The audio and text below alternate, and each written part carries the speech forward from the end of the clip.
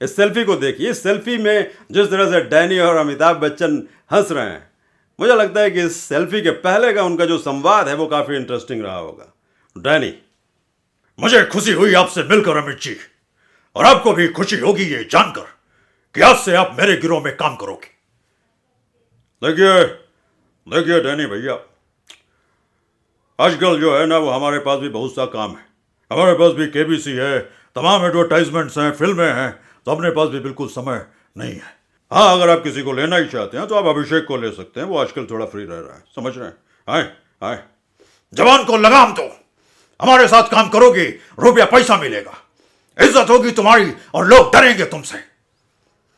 देखिए डैनी भैया, हमारे पास भी गाड़ी है, बंगला है, बैंक बैलेंस है, सब कुछ है। आए। और रही बात दूसरों को डराने की, तो दूसरों को डराकर वो जीते हैं जिनकी हड्डियों में पानी भरा होता है। आए। वैसे तो ओरिजिनली ये डायलॉग सनी देओल का, लेकिन हमने यूज़ कर लिया, समझ रहे हैं? आए। तो हमारी हड्डियों में आज भी बहुत कैल्शियम है, हमें किसी को डराने की ज़रूरत नहीं। और अगर आपको डराने का इतना ही शौक है, वाकई आप डराना चाहते हैं, तो आप हेलोइन वगैरह खेल सकते हैं। आए, आजकल बच्चे उसको बहुत खेल रहे हैं। आए, समझ रहे हैं मेरी बात? आए।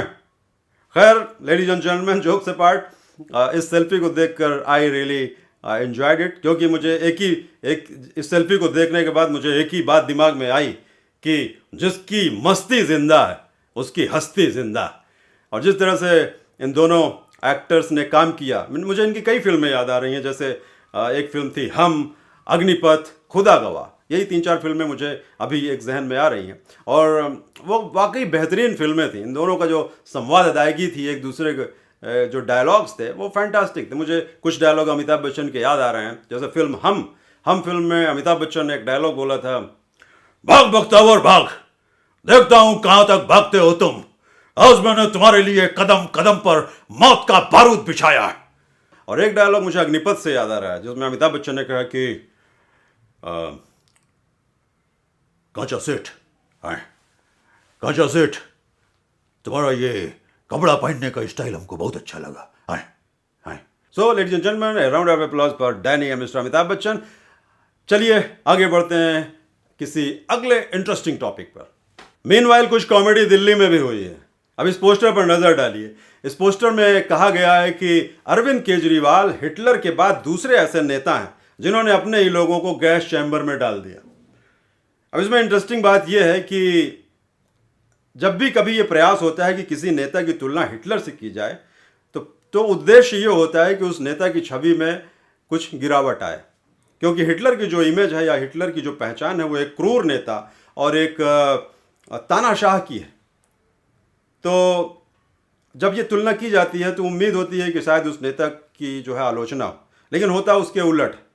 उस नेता की जो छवि है या लोकप्रियता है वो बढ़ती ही जाती। कई बार मोदी जी की भी तुलना हिटलर से की गई और देखा यह गया है कि मोदी जी की छवि कम नहीं हुई, बढ़ती गई। उसका कारण इतना है कि हिटलर भले ही क्रूर और तानाशाह रहे हों, लेकिन हिटलर अपने पिछली शताब्दी के सबसे लोकप्रिय और सबसे ज़्यादा शक्तिशाली नेता भी थे।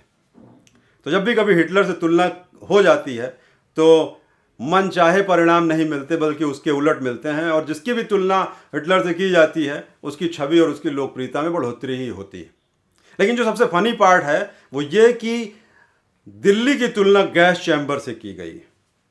ये बहुत ही रचनात्मक कार्य लगता है, जिसमें अतिशयोक्ति अलंकार का प्रयोग किया गया। तो मुझे तो दिल्ली के लोगों पर काफ़ी तरस आ रहा है और सहानुभूति भी है, क्योंकि वो इन्वायरमेंटल पोल्यूशन के साथ साथ वो इस तरह के राजनैतिक पोल्यूशन से भी लड़ रहे हैं। तो दिल्ली वालों की सहन शक्ति को नमन। और आगे बढ़ते हैं किसी अगले इंटरेस्टिंग टॉपिक पर, which resonate me in this week. अब इस तस्वीर पर नजर डालिए। जापान में एक ही नाम के 178 लोगों ने एक जगह पर इकट्ठे होकर गिनीज वर्ल्ड रिकॉर्ड बना दिया।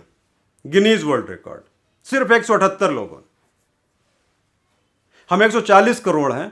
अगर हम चाहें तो इस तरह के रिकॉर्ड कितने भी बना सकते हैं।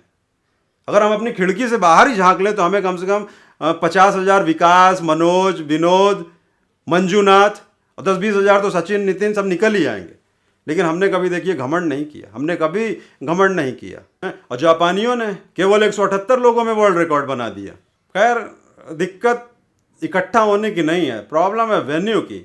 आखिर इस तरह की अगर हम योजना बनाएं भी तो हम वेन्यू कौन सा डिसाइड करें। स्टेडियम में क्रिकेट चलता रहता है, जितने भी खुले मैदान स्कूल्स हैं वहाँ पे चुनावी रैलियाँ चलती रहती हैं।